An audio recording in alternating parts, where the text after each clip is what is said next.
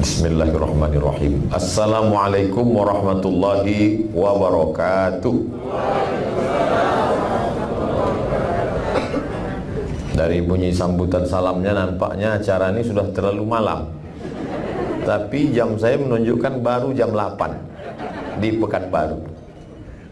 Alhamdulillah wassalatu wassalamu ala Rasulillah wa ala alihi wa sahbihi wa man tabi'ahu wa mau. Di baleho depan ini ada gambar saya sedang berpelukan dengan seorang Habib Rifki Al-Hamid. Itu terjadi pada hari Senin tanggal 18 Maret 2019. Dan sekarang saya datang kemari Maret 2021. Jadi umur pelukan kami itu sudah 2 tahun yang lalu. Ketika itu jam 6 pagi emak saya meninggal dunia di Riau. Saya segera pulang dari Pulau Madura, sampai di airport bertemu dengan Sidi Al-Habib, berfoto, dan sempat saya berjanji insya Allah saya akan datang ke Ambon. Tak pernah terlintas di pikiran saya bahwa 2 tahun lagi akan datang, karena pada tahun-tahun ini begitu banyak jadwal dibatalkan karena sulitnya untuk mendapatkan izin. Menurut akal pikiran manusia tak mungkin saya akan datang ke Ambon menyampaikan tausiah dengan berbagai macam kesulitan, rapid antigen dan masker dan lain sebagainya. Tapi rupanya kalau Allah berkata innama amruhu idza arada syai'an ayyakula lahu kun fayakun. Saya sedang mengambil pelajaran bahwa semua manusia mengatakan tidak, wahai Abdul Somad. Kalau aku ingin membantu menunaikan janjimu, maka semua akan terwujud. Inilah yang terjadi pada hari ini. Tapi tentu Habib Rifki Al-Hamid nanti beberapa hari ini akan kesulitan menjawab beberapa jamaah yang mengatakan kenapa tidak dibuat di tanah lapang, kami ingin mendengar tablik akbar. Jadi setelah saya pikir, Habib Rifki tenang saja, sampaikan saja ke jamaah, Ustadz Somad itu datang bukan untuk tablik akbar, dia hanya untuk datang survei, nanti tablik akbar setelah Covid. Jadi supaya jamaah itu, oh jadi dia tidak datang tablik akbar? Tidak. Ini kenapa ada nampaknya dia seperti ceramah? Itu hanya geladi kotor saja. Mudah-mudahan dipanjangkan umur. Amin. Berikan berkumpul di majelis yang baik bersama orang baik di tempat yang baik. Amin. Saya pernah ceramah di Jambi dikawal oleh pemuda Kristen. Saya pernah ceramah di Bali dikawal oleh Raja Concorde, Raja Bali. Supaya tenang saya ceramah, duduk dia di dalam masjid itu mendengarkan saya ceramah. Saya pernah juga ceramah setelah diberikan izin oleh Dewan Gereja-Gereja di Sorong, Papua. Tapi ceramah dihadiri oleh semua tokoh agama dari mulai wakil uskup sampai sinode sampai Hindu Dharma Parisada baru di Ampon Manise. Semua hadir semua. Itu pun tak terpikir juga di kepala saya. Jadi sampai di sini banyak hal-hal yang tak terpikirkan oleh di kepala. Jadi nyata bahwa kepala kita ini terlalu kecil untuk memikirkan dunia. Jadi kalau kepala yang sekecil ini mau memikirkan dunia sebesar ini, itulah terjadi pecah pembuluh darah. Jadi yang penting kita berusaha berikhtiar sesuai dengan Ahlus Sunnah wal Jamaah al-kasb wal ikhtiar. Setelah azam kuat, bismillahirrahmanirrahim, Allah la haula wala quwwata illa billah. Akhirnya terwujudlah apa yang terwujud. Sebetulnya masyarakat Ambon ingin menyampaikan pesan kepada Abdul Somad. Inilah Ambon, wahai Abdul Somad. Ambon Manise. Buah-buahannya sudah dimakan, manis. Tehnya sudah diminum, manis juga. Suara orangnya pun merdu, manis. Wajah orangnya tak bisa nampak karena pakai masker. Tapi insya Allah keramahan mereka ini hanya Allah saja yang dapat membalas. Man ahsana ilaikum, siapa yang berbuat baik kepada kamu, fakafi'uhu, balaslah. fa illam tajidu, kalau kamu tak sanggup membalas, fad'u lahu, doakan mereka. Alhamdulillah hadir bersama kita tokoh-tokoh masyarakat, Bapak Sekda Provinsi Maluku dengan segala kesibukannya sempat datang malam ini. Bapak Kapolresta Ambon hadir bersama kita. Sayyidi Al-Habib Ahmad As-Saggah ikut bersama kita, dan kita larut dalam kenikmatan suara beliau yang luar biasa. Hubabah Ruqayyah Al-Attas dengan segala keterbatasan datang malam ini. Ini kehormatan buat saya, tak dapat membalasnya. Pisang emas bawa berlayar, masak sebiji dalam peti, hutang emas dapat dibayar, hutang budi dibawa mati. Hanya Allah saja yang membalas. Jazakumullah khairul jaza, ahsanallahu ilaikum. Yang besar tak dapat saya sebut gelarnya, yang kecil tak dapat saya sebut namanya. InsyaAllah semua yang hadir maupun yang tidak hadir mengikuti program ini, semuanya dimuliakan Allah Subhanahu wa ta'ala. Ibu Ana Latukon Sina, itu tak boleh lupa karena anggota DPD. Bapak Ibu yang dimuliakan Allah Subhanahu wa ta'ala, selama ini saya kalau ceramah di mana-mana sekedar baca Quran, kata sambutan, setelah itu tausiah, selesai. Tapi di Ambon ada sesuatu yang berbeda. Ada majelis khatam Quran. Jadi saya ingatkan bagi semua yang menonton video ini, malam ini live ditonton, seluruh orang menonton. Yang punya paket, yang tidak boleh buat. Tapi jangan bersedih hati, karena akan ada siaran ulangan di channel Ar-Rahmah, termasuk juga channel Ustadz Abdul Somad Official. Jangan lupa subscribe, like, and share. Kalian semua yang menonton acara malam ini, kalau kalian mau membuat majelis Isra Mi'raj, maka buatlah seperti yang dibuat di Ambon. Ada majelis khatam Quran. Ini sunnah takririyah, sunnah yang dilakukan oleh sahabat Nabi Muhammad SAW. Kana Anas bin Malik idza khatimal Qur'ana, Anas bin Malik kalau dia sudah selesai khatam Quran, jama'a ahlahu wa auladahu, dikumpulkannya istri dan anak-anaknya, lalu kemudian dia berdoa bersama mereka. Itulah yang sedang diamalkan di Ambon, dan saya belum pernah hadir majlis seperti ini. Maka ini ditonton mereka di seluruh Indonesia, dari Sabang sampai Papua, bahkan Brunei Darussalam, Malaysia, Singapura menyaksikan. Lalu kemudian di tahun akan datang mereka membuat Isra Mi'raj, mereka buat seperti ini, pahalanya mengalir kepada Sayyidi Al-Habib Rifki Al-Habib. Amin. Ke Ustaz Abu Somad ada juga, cuma tak terlalu banyak. Dalilnya mana?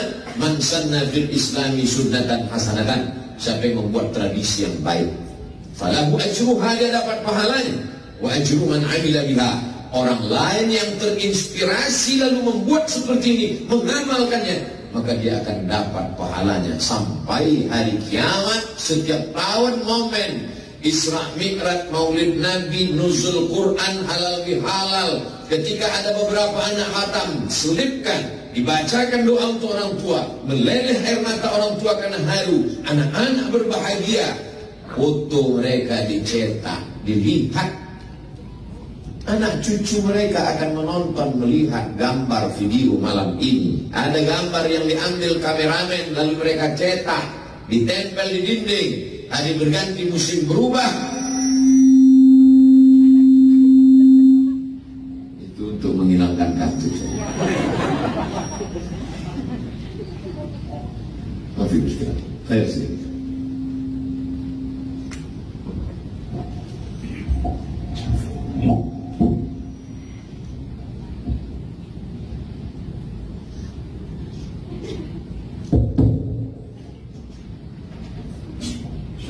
Jazakumullah. Saya masalahnya kalau sedang ceramah mikrofon mati, biasanya kameramennya ngatakan, Ustaz mesti diulang dari awal.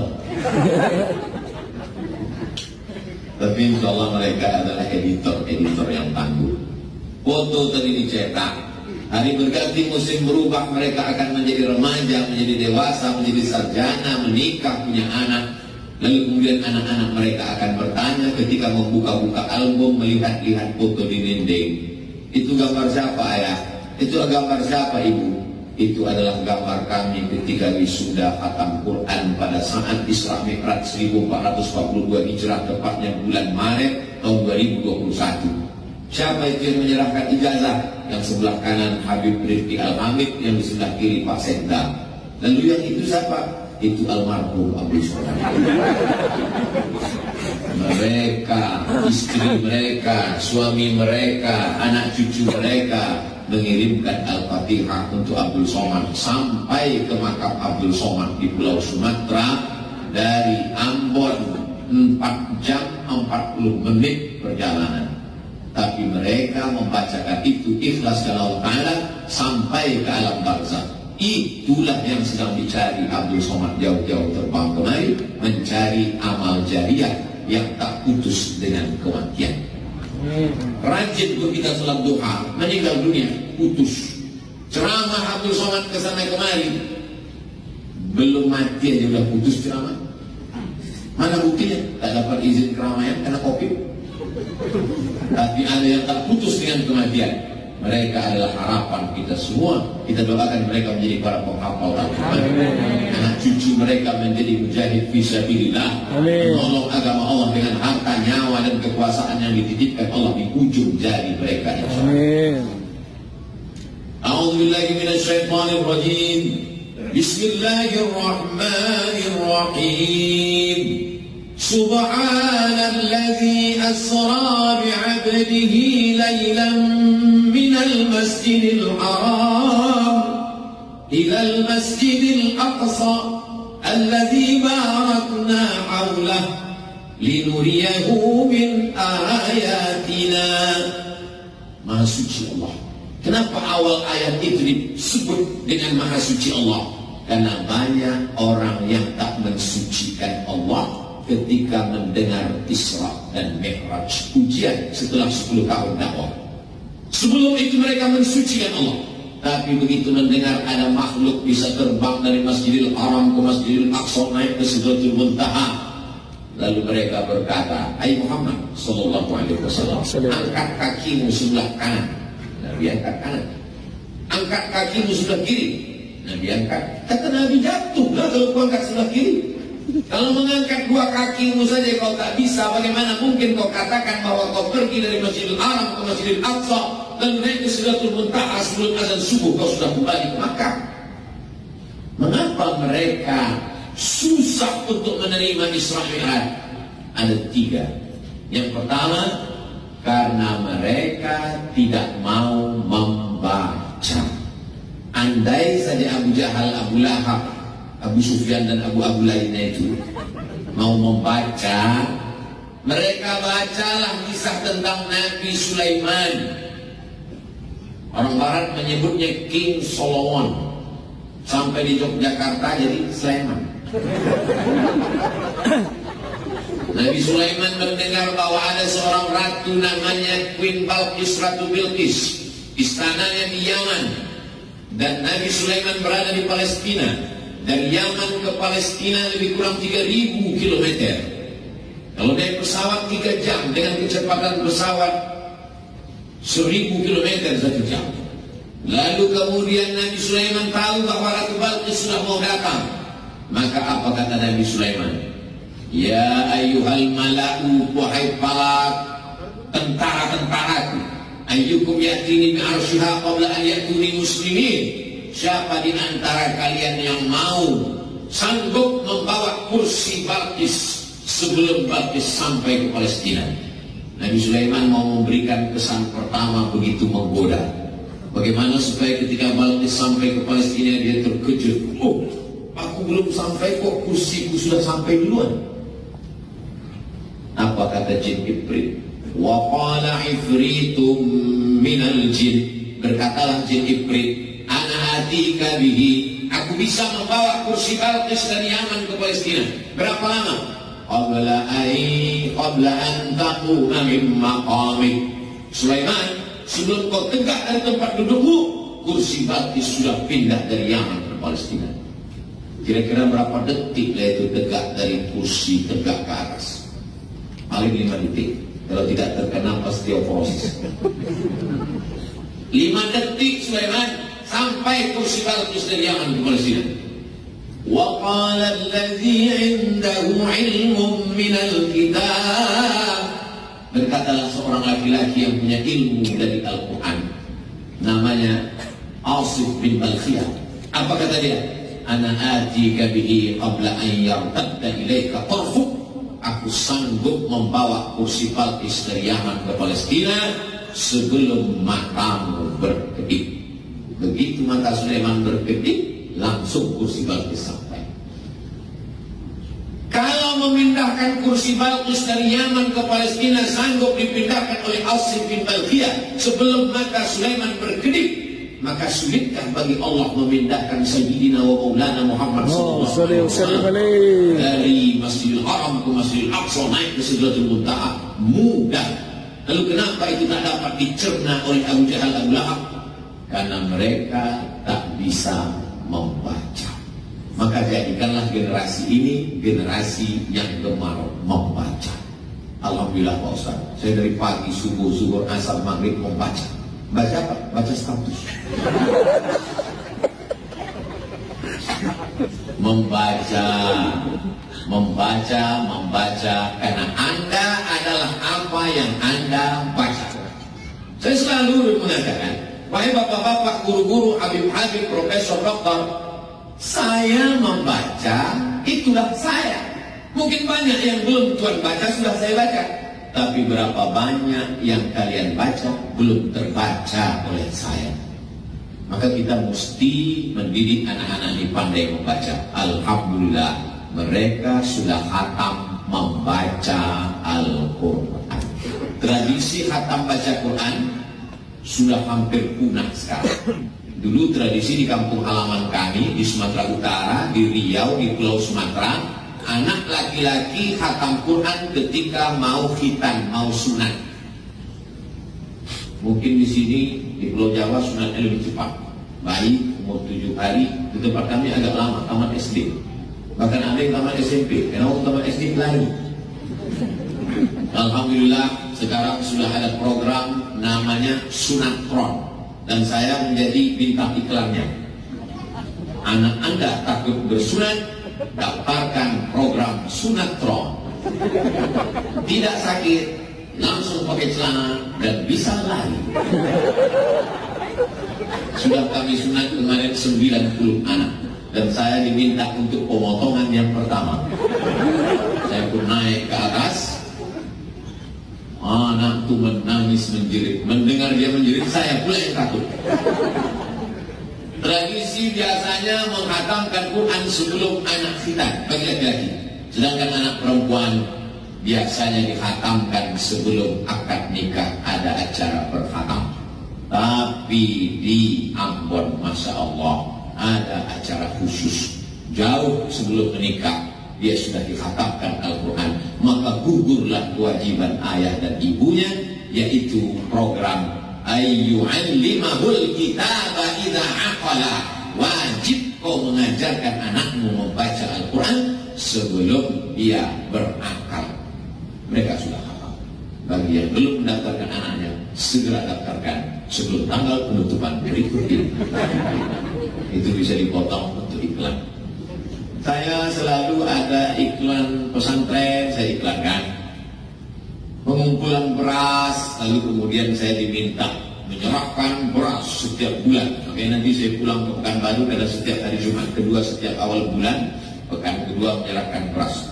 Penyerahan beras secara seremonial oleh Ustaz Abdul Somad, peletakan batu pertama oleh Ustaz Abdul Somad, penandatanganan pesantren oleh Ustaz Abdul Somad. Padahal bukan punya saya. Lama-lama saya termenung. Jangan-jangan nanti malaikat menyuruh saya berikut ini masuk surga oleh Ustaz Abdul Somad secara seremonial. Jadi ada action, ada amal. Amal ini terwujud karena orang-orang yang tidak terkenal. Ada tokoh-tokoh di balik layar sehingga jadi acara program besar ini. Tapi yang tampil ke depan Abdul Somad. Gambar yang paling besar di baliho gambar saya. Sampai lubang hidung itu sebesar orang bina. Saya takut amal ini habis pahalanya gara-gara popularitas ini. Tapi macam-macam mana lagi?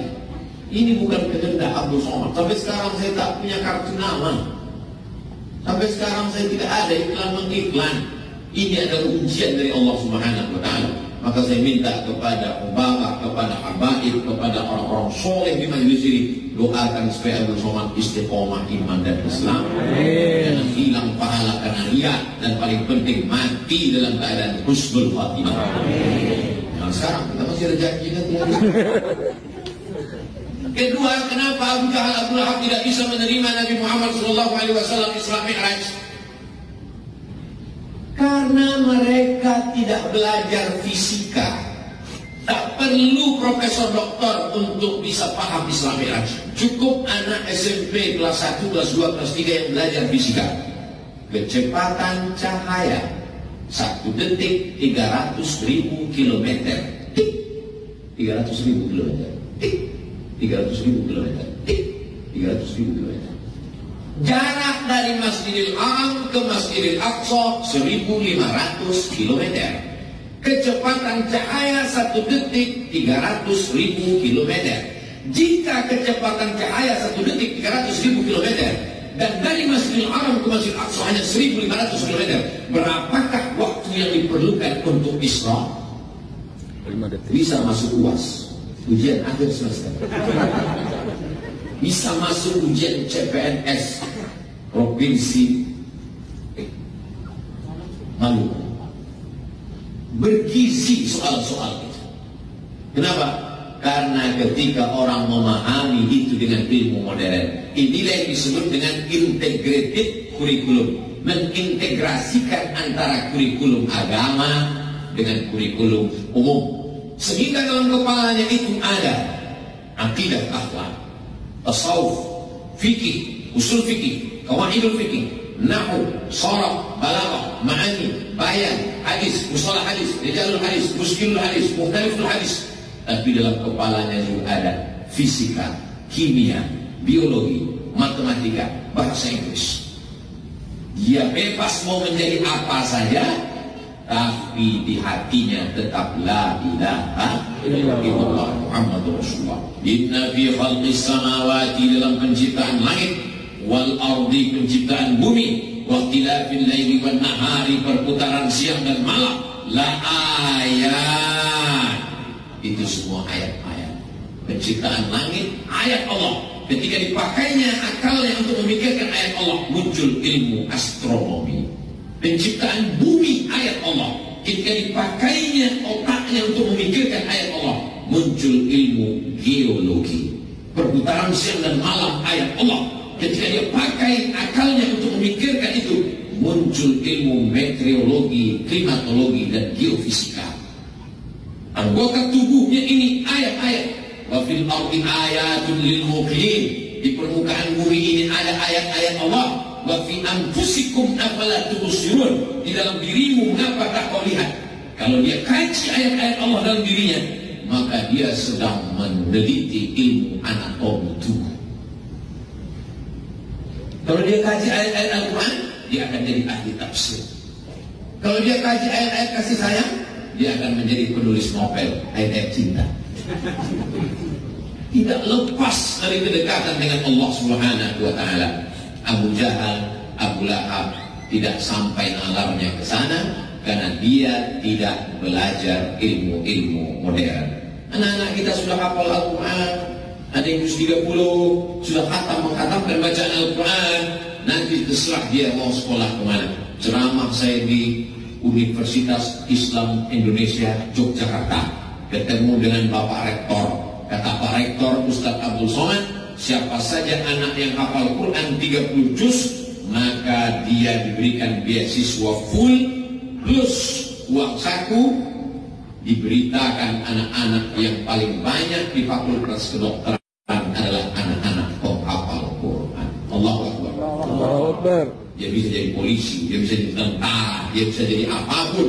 Insya Allah kalau hafal Quran dia tidak akan korupsi. Kalau hafal Quran dia tidak akan selingkuh. Kalau hafal Quran dia tidak akan berpikir macam-macam. Al-Quran menjaga dia. Apa kata Sayyidina Ali? Al-malu wal-ilmu. Apa beda harta dengan ilmu? Al-ilmu yahrusuka wal-malu anta tahrusuhu. Ilmu menjaga engkau, harta itu engkau yang menjaganya. Mereka sudah dapat ilmu itu menjaga mereka. Kita ilmu tak ada, harta pun tak punya, dua-dua tak ada. Mudah-mudahan mereka diberikan Allah dua-duanya. Amin. Ya Rabbal Alamin. Ketiga, kenapa Abu Jahal, Abu Lahab sulit untuk memahami Isra Mi'raj? Karena mereka adalah tak memahami makna Asra. Abdul Samad Sara, Abdul Samad, Sara yasiru, Abdul Samad berjalan. Tapi bunyi ayat itu bukan Sara. Subhanalladzi asra, Maha suci Allah yang memperjalankan. Kalau memperjalankan berarti ada yang diperjalankan. Nabi Muhammad SAW tidak berjalan, tapi dia diperjalankan. Abdul Somad berangkat dari Cengkareng jam 2 malam. Pesawat pun terbang sampai ke airport Patimura, Ambon. Saya lihat jam saya, jam 5. Belum saya ubah jamnya. Jam 2 berangkat, 3, 4, 5. Tambah 2 jam, 6, 7 waktu Ambon. 3 jam Abdul Somad terbang dari Cengkareng ke Ambon. Rupanya di dalam pesawat itu antara satu kaca dengan kaca jendela itu dua, ada kaca luar, ada kaca dalam. Rupanya ada nyamuk yang menyusup ke dalam. Kenapa nyamuk bisa menyusup? Karena mereka tidak ada cek anti rapid. Bisa nyamuk itu masuk ke dalam. Setelah sampai ke Ambon, keluar nyamuk itu dari jendela kaca pesawat. Berjumpalah nyamuk Cengkareng dengan nyamuk-nyamuk Ambon.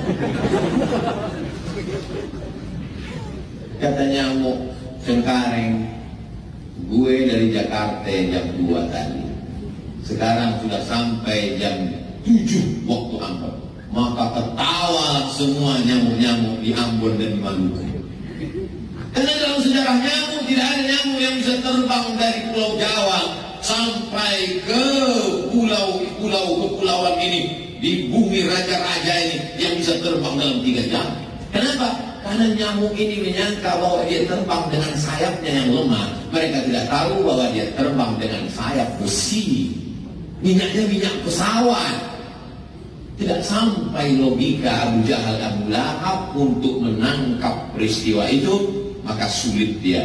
Maka anak-anak kita diajarkan ilmu-ilmu, tidak hanya ilmu agama, tidak hanya iman yang kuat, tapi juga ilmu rasional. Maka kita diajarkan Rabbana atina fid dunya hasanah wa fil akhirati hasanah wa qina adzabannar. Ini untuk ibu bapak yang mana tahu nanti anaknya nanya setelah 27 Rajab di mana-mana acara Isra Mi'raj. Papa, mama, ini apa nama acaranya? Isra Mi'raj.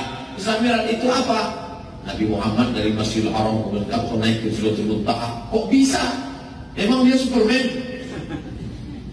Dia tidak berjalan anakku, dia diperjalankan.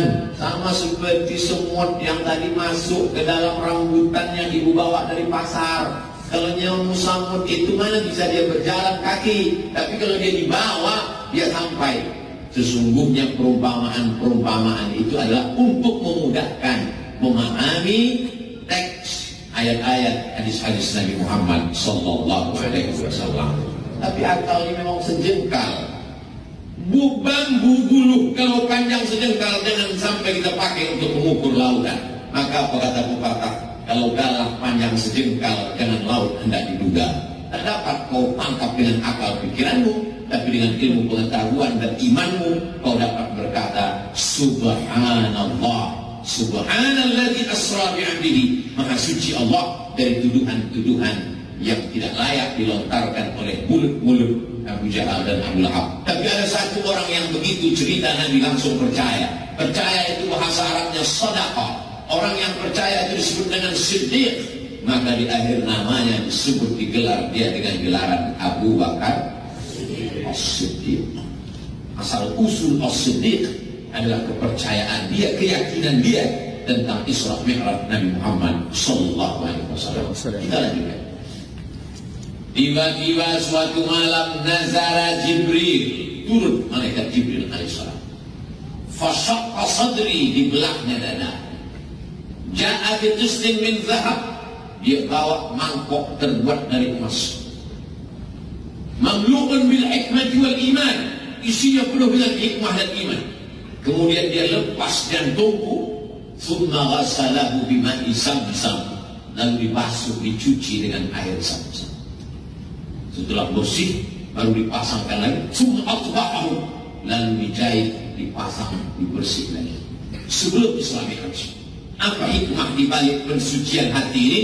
Ini simbol sebelum sholat kita mesti suci. Suci badan, mandi.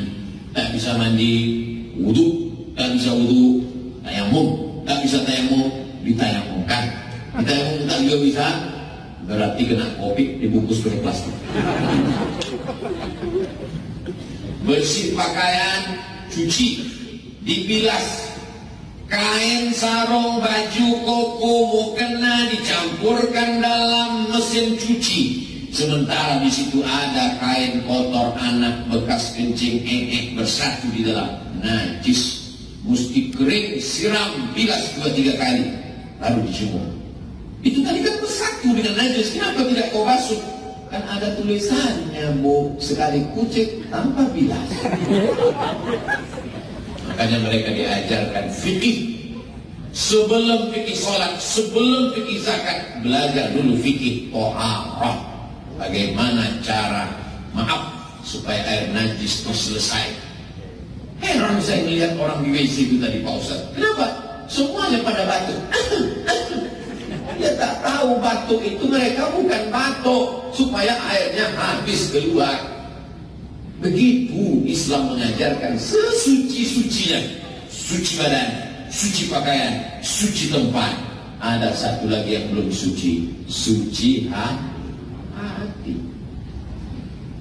Anak kita umurnya sama, lahirnya sama. Kenapa anak dia yang duluan khatam Quran? Datang hasad. Kenapa anak kamu kemarin tidak khatam? Anaknya kok khatam duluan? Iyalah, dia kan dekat dengan Habib KKN. Dari hasad muncullah hasud. Maka kita diminta berlindung kepada Allah Ta'ala dari orang-orang seperti ini. Wa min syarri hasidin idza hasad. Pergi undangan, pulang dari undangan berkunang-kunang, sakit kepala, mendenyut, mau pecah. Datang dokter bertanya, ada tadi makan gulai kambing? Tak ada. Ada makan soto kambing? Tak ada. Ada makan sup kambing? Tak ada. Rupanya bukan salah kambing. Kasihan kambing, selalu dijadikan kambing ya. Kata kambing, bukan salah aku.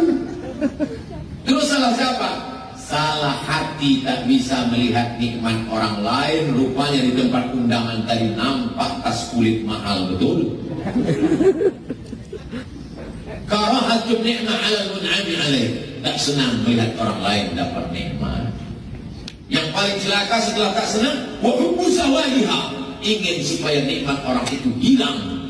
Kalau tidak mempan dengan hasud, maka dengan santet, dengan sihir, dengan black magic, dendam kesumat, dan lain sebagainya. Melihat orang kaya, sakit hati dia. Melihat orang rumahnya renovasi, naik asam urat. Melihat orang yang bagus bajunya, naik asam lambung. Maka kapan kita bisa menikmati hidup? Orang yang hasad dan dengki itu bukan penyakit akhlak, tapi penyakit tauhid. Berarti dia tidak bisa menerima ketetapan Allah Subhanahu wa ta'ala. Maka kita ridha menerima ketetapan. Tapi kalau dia peroleh dengan cara yang haram, dengan cara yang batil, Islam mengajarkan amar ma'ruf nahi munkar. Kalau kau nasihati orang di depan orang banyak, kata Imam Syafi'i, sesungguhnya kau sedang menjatuhkan marwah, harkat, martabat, air mukanya. Kalau kau mau nasihati dia, nasihatilah dia 4 mata. Assalamualaikum warahmatullahi wabarakatuh. Waalaikumsalam. ada yang perlu saya sampaikan. Saya tak bisa bicara depan orang banyak, takut saya nanti Ustaz maju. Oh baik, oke. Mesti Pak Mata? Iya Pak Ustaz. Apa masalahnya? Gila mau minjam duit Pak Ustaz. Ada masanya kita bicara di depan orang banyak, tapi ada masanya menjaga harkat martabat orang. Makanya kata Nabi, di dalam badan manusia itu ada segumpal ala fil jasadi mudghah, idza salahat salahal jasadu kulluh. Kalau yang segumpal sekepal itu baik, maka dari ujung rambut sampai ke ujung kaki menjadi baik. Wa idza fasadat, kalau dia rusak, maka dari ujung rambut sampai ke ujung kaki menjadi rusak. Ala wahyal qalb, yang segumpal itu adalah jantung. Makanya kita selalu takut kena penyakit jantung. Kemana Pak Haji kemarin yang kalau di sholat di masjid selalu di sebelah kanan imam itu meninggal mendadak? Kenapa? Jantung koroner. Mana pernah kita dengar cerita jantung meninggal kenapa? Kena kurang. Jamaah yang dimuliakan Allah Subhanahu wa taala. Jadi Allah berikan perumpamaan jantung itu zahir dan batin. Ada namanya jantung, memang fungsi jantung dalam tubuh itu luar biasa. Dialah yang menyemprotkan darah, berdetak, berdegup, pegang dada sebelah kiri, terasa berdetak, berdegup. Kalau tak terasa, kasih tahu kepada dia. Begitu juga dalam diri kita ini ada hati, tempat bersatunya baik dan buruk. Di sanalah kita akan melihat segala perbuatan kita. Maka kata Allah Subhanahu wa taala, wa nafsin wa ma sawwaha, demi jiwa dan penciptaannya, fa alhamaha fujuraha wa taqwaha. Kami berikan dua jalan, ada jalan fujur, jalan salah, jalan dosa, jalan maksiat. Wa taqwaha, jalan baik, jalan takwa, jalan lembut, jalan ridha, jalan qanaah, jalan tawakal. Qad aflaha man zakkaha, beruntunglah orang yang mensucikan hatinya. Wa qad khaba man dassaha, rugilah orang yang mengotori hatinya. Hati adalah cermin. Kalau cermin kita hitam, maka wajah yang putih itu nampak hitam. Cermin mesti jernih, cermin mesti putih, supaya nampak segala sesuatu dengan jernih. Mana cermin kita? Bukan cermin yang di depan mata, tapi cermin hati kita. Innal kalama fil fuadi, kalimat itu letaknya di dalam hati. Wa inna ju'ilal lisan, diciptakan lisan untuk menceritakan apa yang ada dalam hati. Kalaulah bapak-bapak, ibu-ibu, pejabat, orang-orang terhormat, orang-orang mulia ini sombong, angkuh, takkan mungkin dia mau datang. Pak Kapolres dari mulai datang tadi sampai acara petang sampai malam ini sempat datang. Pak Sekda sempat datang, Ibu DPD sempat datang. Padahal kalau secara usia, ngapainlah kita datang cuma dengar ceramah Abdul Somad? Kita udah main bola, dia masih merangkak kan? Kita kan jauh di atas dia. Tapi ada kelembutan, kerendahan hati, tawadhu yang membuat orang mau datang. Man tawadha'a lillah, siapa yang merendahkan dirinya karena Allah, inna rafa'ahullah, maka Allah akan mengangkat derajatnya. Jadi Isra Mi'raj adalah penghambaan diri serendah-rendahnya sehingga Allah mengangkat setinggi-tingginya. Kalau kau mau diangkat Allah, maka rendahkanlah dirimu sampai kau merasa kau seperti mayat yang sedang dimandikan orang yang sedang memandikan jenazah.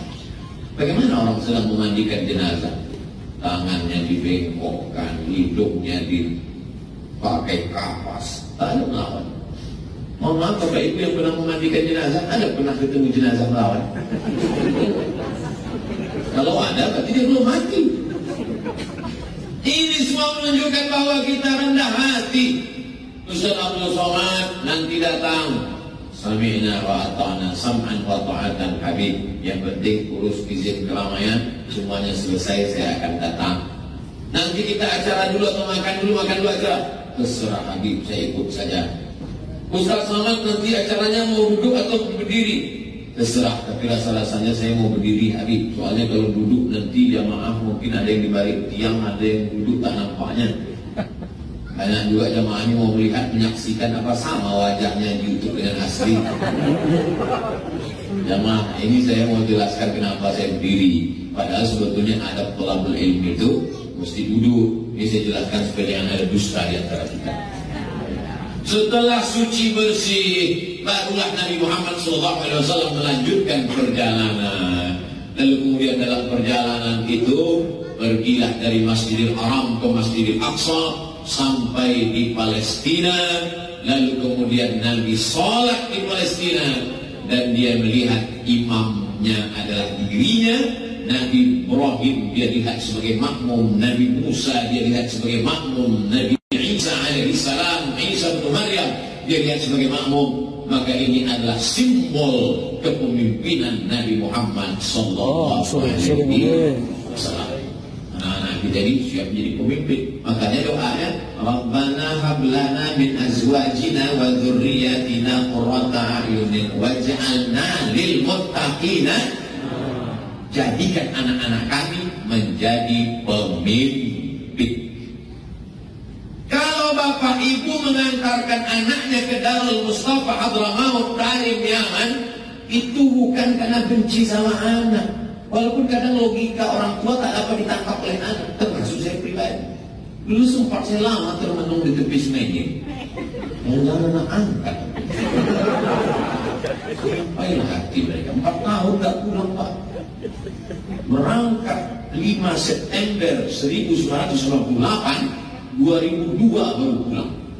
Sempat lupa wajah orang tua. Pergi haji naik kapal laut, dipukul ombak di pas gelombang, dari tulisan Suez melewati Laut Merah sampai ke Jeddah. Melihat jamaah haji emak-emak, wah serindu kita macam emak. Kalau tengok wajah orang Arab gak bisa lain wajahnya. Nampak orang Indonesia, tengok lama takut pula dia disangkanya kita copet. Ini jamaah haji Belanda, gak punya hotel, gak punya penginapan, gak punya duit. 4 tahun, lalu kemudian baru pulang. Setelah itu lanjut lagi pergi ke Maroko 2 tahun. Masih ada lagi siswa, beasiswa sisa-sisanya. Aku mau lanjutkan lagi nih sampai S3. Karena ada program ini, ada 3 tahun, berapa tahun lagi jatah. Apa kata almarhumah ini? Tak ada gunanya kau balik doktor, tapi aku almarhumah. Betul juga cakap dia. Setelah dia meninggal, rasanya tak ada gunanya. Dapat saya doktor dari Sudan, dapat profesor dari Brunei Darussalam, dapat apapun hampa saya. Jadi saya ingatkan kalian anak-anakku, kalau masih ada mereka, senangkan hatinya. Kemanapun kalian dikirimnya nanti, diam aja kalian. Kukirim kau ke Yaman, diam aja. Kukirim kau ke Kairo, diam aja. Kukirim kau ke Amerika, belajar bahasa Inggris dulu. Karena niat mereka tidak jahat. Nah, mereka hanyalah orang yang ingin melihat kalian bahagia selagi masih ada. Tapi tak semua orang tua tidak ada. Apakah orang tua kalau sudah tak ada di pelupuk mata meninggal dunia berarti dia tidak ada? Dia ada. Dia melihat kalian dari alam sana. Dia tersenyum saat ini melihat kalian khatam Quran dari Al-Fatihah sampai ke An-Nas kalian bacakan bersanad ke guru kalian. Bersanad kepada Sayyidil Habib Rifqi Al-Hamid. Habib Rifqi bersanad kepada Habib Umar bin Hafiz. Habib Umar bin Hafiz bersanad kepada ayah-ayah beliau, kepada para habaib, sampailah kepada Sayyidina wa Maulana Muhammad sallallahu alaihi wasallam.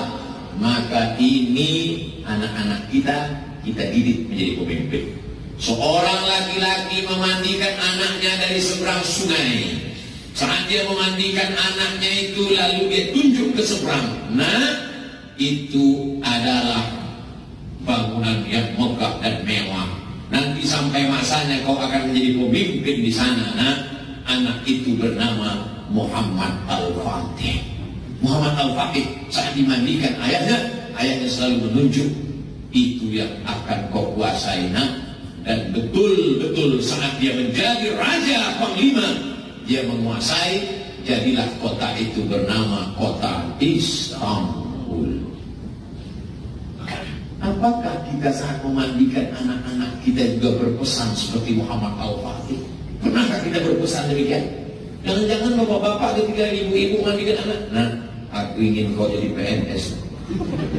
Jadi PNS tidak salah. jadi PNS bagus, jadi polisi hebat, jadi tentara mantap. Tapi ketika kita katakan kau jadi PNS yang pemimpin, kau jadi polisi yang pemimpin, kau jadi tentara yang pemimpin, kau menjadi pengacara yang pemimpin, sehingga dengan kekuasaanmu semua mendapatkan rahmat dan kasih sayang. Mana contohnya? Sulaiman alaihissalam ketika dia berjalan, apa kata semut-semut? Ya ayyatuhan naml udkhulu masakinakum. Hai semut-semut, masuk kalian ke sarang-sarang. Nabi Sulaiman menahan pasukan bala tentaranya. Hai tentara, jangan jalan dulu. Kenapa kata tentara? Aku mendengar panglima semut sedang memerintahkan anak buahnya untuk masuk sarang. Takut ada yang terinjak pecah perutnya oleh sepatu-sepatu tentara Sulaiman. Apa maknanya? Kalau kau menjadi pemimpin yang soleh, semut pun tak ada yang mati pecah perut, semut pun tak ada yang teraniaya. Kenapa? Karena engkau datang sebagai wama arsalnaka illa rahmatan lil alamin. Kalau kau berpuasa, tidak ada ranting yang patah. Kalau kau berpuasa, tidak ada buah yang rusak. Kalau kau berpuasa, maka ada kekuasaan yang kau pakai untuk menolong semesta alam. Itu kepemimpinan Muhammad SAW. Nabi mau melepas pasukan perang. Apa kata Nabi? Satajiduna dari jalan fisawami. Nanti kalian akan ketemu pendeta-pendeta di gereja tua. La ta'ridu lakum, jangan ganggu pendeta. La taqtulu sabiyan murdi'an, jangan bunuh anak kecil sedang menyusui. La taqta'unna sajaratan, jangan potong pokok kayu. La ta'kiranna nakhlan, jangan cabut pohon korma. La ta'timu buyutan, jangan hancurkan rumah. Padahal zaman itu kalau berperang ratakan dengan tanah, bunuh semuanya.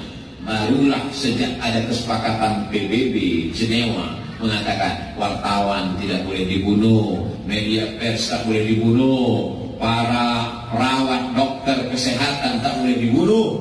Itu pun dilanggar oleh Israel. Kenapa? Karena kedatangan Muhammad SAW adalah rahmatan lil alamin. La yanhakumullahu 'anil ladzina lam yuqatilukum fid din. Kalau tetanggamu itu berbeda agama denganmu, selama dia tidak memerangimu, dia tidak mengusirmu dari kampung halamanmu, balas dia dengan dua. Antabarruhum, buat baik dengan mereka. Wa tuqsitu ilaihim, bersikap adil dengan mereka. Kalau dia tidak mengusirmu, dia tidak membunuhmu, kau balas dengan dua. Adil kepada mereka dan buat baik. Baik itu bahasa Arabnya banyak. Hasan, baik. Tayyib, baik. Jayyid, baik. Tapi kenapa dipakai di situ barru? Antabarru, barru digunakan untuk orang tua. Birrul walidain. Apa maknanya? Kalau tetanggamu yang tak seagama denganmu itu baik kepadamu, kau balas kebaikannya seperti engkau berbuat baik kepada kedua orang tua. Itulah ajaran Islam. Itulah yang membuat Kristen Ortodok Koptik bisa bertahan di Mesir sampai hari ini. Itulah yang membuat umat Islam ketika dia memiliki kekuasaan di India, orang Hindu tetap bertahan sampai hari ini. Kenapa? Karena prinsip ketika kitab suci dibaca, Bismillahirrahmanirrahim. Muhammad dibacakan oleh Sayyidi Habib Ahmad As-Sagab, Muhammadinir Raufir Rahim. Ada dua nama Allah yang disematkan kepada Nabi Muhammad SAW. Ar-Rauf, Ar-Rahim. Laqad ja'akum rasulun min anfusikum azizun 'alaihi ma 'anittum harisun 'alaikum bil mu'minina raufur rahim. Lembut, berkasih sayang. Itulah dia Sayyidina Muhammad SAW. Patah giginya, berdarah pelipisnya, menetes darah di bawah trompak kayu basah. Datang malaikat mengatakan, ya Muhammad SAW, kalau sampai darah di kakimu itu menetes ke tanah, kuratakan Taif dengan tanah, hancur orang Taif itu. Apa kata Nabi SAW? Asallahu an yukhrij min aslabihim man ya'budullah wa la yusyrika bihi syai'a. Ya Allah, keluarkan anak cucu orang Taif, orang-orang yang menyembah Engkau, dikeringkannya darah yang di tapak kaki sehingga tak menetes ke tanah. Karena kalau sampai menetes ke tanah, rata Taif. Andai saya lah yang jadi Nabi waktu itu. Pasang nih. Lalu kemudian datanglah malaikat. Baik Abu Somad, Kalau menetes darah itu ke tanah, kulenyapkan semua netizen-netizen itu. Langsung saya buka sepatu, ingat-ingat kan. Quran yang dibaca Muhammad SAW sama dengan Quran yang kita baca. Sabda yang keluar dari mulutnya itu juga yang kita baca dalam Sahih Bukhari, Sahih Muslim, Sunan Abi Dawud, Sunan Nasa'i, Sunan Tirmidzi, Sunan Nasa'i, Sunan Ibnu Majah, Sunan Ahmad bin Hanbal, Muwatta Malik, Sunan Ad-Darimi. Apa bedanya? Ada kelembutan hati melihat orang bukan sebagai musuh, tapi melihatnya sebagai hamba Allah yang perlu diselamatkan. Allahumma hdi qaumi fa innahum la ya'lamun. Setelah itu dia pun naik ke Sidratul Muntaha. Apa tujuan dari Isra Mi'raj itu? Linuriyahu min ayatina, supaya dia melihat. Sorga didengar, neraka didengar, malaikat didengar, nabi-nabi didengar. Abdul Somad hanya mendengar, sedangkan Muhammad SAW melihat. Mana yang lebih kuat, mendengar atau melihat? Melihat. Katanya Ustaz Somad datang ya ke Ambon. Ya, aku dengar-dengar begitu. Betul, Ustaz Somad ada memberikan tausiah Isra Mi'raj khatam Quran. Aku dengar-dengar beritanya begitu. Kalau kamu, aku melihat dengan nyata. Kalau kau tak percaya, ini selfie kami. Melihat lebih kuat daripada mendengar. Makanya Allah ingin membuat Isra Mi'raj itu apa? Linuriyahu min ayatina. Ketika itu apa yang dia lihat? Dia lihat ada orang memanen, tumbuh lagi. Dipanen tumbuh lagi. Kalau sawit dipanen, itu paling tidak 10 hari, 7 hari baru bisa dipanen lagi. Kalau pisang, tanyalah sama petani pisang. Kalau bunga, lihatlah berapa bunga. Tapi dipanen, tumbuh lagi, dipanen. Nabi bertanya kepada Jibril, Jibril, ya, apa ini yang kulihat ini? Kenapa begitu dipanen, tumbuh lagi, dipanen, tumbuh lagi? Itulah pahala orang yang bersedekah yang tak putus sampai hari kiamat. Tumbuh lagi, tumbuh lagi, tumbuh lagi. Berapa sak semen, berapa batu bata, berapa besi, berapa pintu, berapa jendela yang akan kita bangun untuk pesantren tahfiz Quran, membaca kitab kuning untuk menyelamatkan generasi anak bangsa.